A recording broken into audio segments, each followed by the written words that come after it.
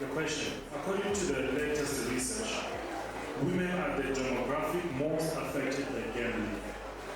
What do you think this is the cause? And what do you think needs to be done to address this matter? Thank you.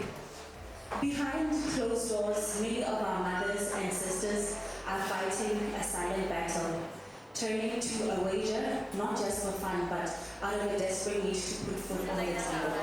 As a Miss Universe Botswana finalist, I would use digital platforms to destigmatize public gambling.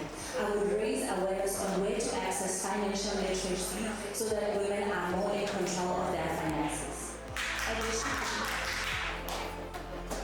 Additionally, I would also promote support